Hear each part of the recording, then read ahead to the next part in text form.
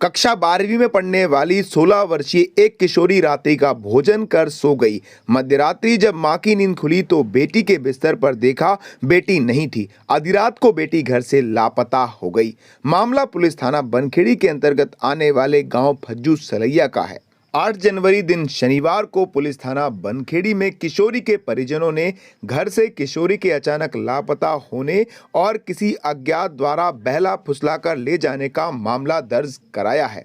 गौरतलब है कि किशोरी की मां की शिकायत के बाद पुलिस थाना बनखेड़ी में धारा 363 के अंतर्गत मामला दर्ज कर लिया गया। उक्त किशोरी की मां ने थाने में जानकारी दी कि वह अपनी छोटी बेटी के साथ फज्जू सलैया गांव में रहती हैं। छोटी बेटी 16 वर्षीय साईं खेड़ा में कक्षा 12वीं में पढ़ती है। दिनांक 5 जनवरी को रात्रि खाना खा पीकर पूरा परिवार सो गया था। रात को लगभग 11:30 बजे मैंने उठकर देखा कि उक्त किशोरी बिस्तर पर नहीं थी, जो बिना बताए कहीं चली गई, जिसकी तलाश आसपास के रिश्तेदारों के पास की, कोई पता नहीं चला।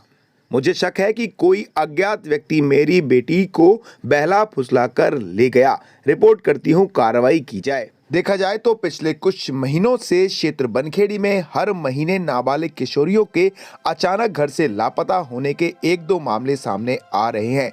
बेटियां घर से लापता हो जाए तो इसे कानून की लचर व्यवस्था नहीं कह सकते, यह एक सामाजिक समस्या है।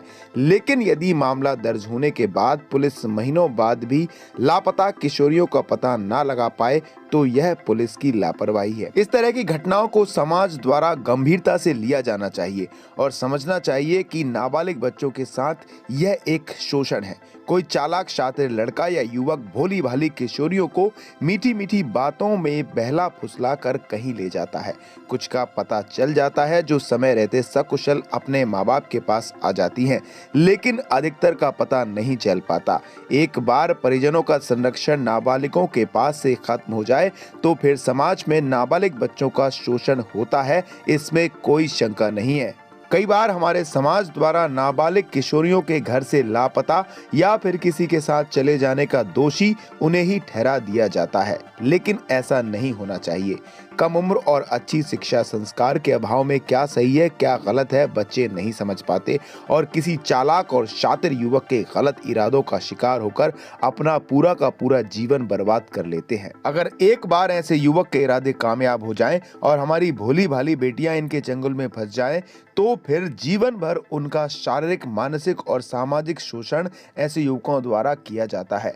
वर्तमान समय में हमारे समाज में ऐसे कई उदाहरण आसपास देखे जा सकते हैं। अगर बेटियां घर से लापता होती हैं तो समाज में मान लिया जाता है कि उक्त परिवार की इज्जत चली गई। इस वजह से परिजन भी अपने ऊपर अनावश्यक सामाजिक दबाव बना बैठते हैं। कई बार तो कुछ परिजन इस दबाव से जीवन भर बाहर नहीं निकल पाते। नाबालिग बच्चों की नादानी में की गई इस तरह की छोटी सी गलती की इतनी बड़ी सजा उन्हें और उनके परिजनों को ना चाहते हुए भी मिलती है। अतः इस तरह की समस्या कोई आम समस्या नहीं हो सकती, इसे गंभीरता से लिया जाना चाहिए। तेजी से बदलते हुए समाज में बच्चों की भावनाएं और शारीरिक संरचना भी बदल रही हैं। इंफॉर्मेशन टेक्नोलॉजी के नए नए अपराध भी बढ़ रहे हैं। परिवार में अपनी आर्थिक सामाजिक जिम्मेदारियों को पूरा करने के साथ साथ परिजनों की अपने बच्चों को समाज के अच्छे बुरे का ज्ञान कराने की भी एक बड़ी जवाबदारी होती है। लेकिन वर्तमान समय की इस भागदौड़ में अधिकतर पालक अपनी इस जिम्मेदारी को निभाने में चूक कर बैठते हैं, जिसके कारण तेजी से बढ़ते हुए बच्चे किसी गलत व्यक्ति के गंदे इरादों के शिकार हो जाते हैं। ऐसी स्थिति में किशोर बच्चों के पालकों को चाहिए कि किशोरावस्था में पहुंच रहे बच्चों से सख्ती के बजाय मित्रवत व्यवहार करें। उम्र के इस पड़ाव के हर अनुभव को उन्हें बताएं। माता पिता को अपने किशोरावस्था में पहुंच रहे बच्चों को समझाया जाना चाहिए कि किस उम्र में किस दिशा में उन्हें बढ़ना चाहिए, कहां पर जाने से उनका भविष्य सुरक्षित होगा और कहां पर उनका शोषण होगा। इस तरह की व्यावहारिक बातों को अपने बच्चों को समझाते हुए बिल्कुल भी संकोच नहीं करना चाहिए।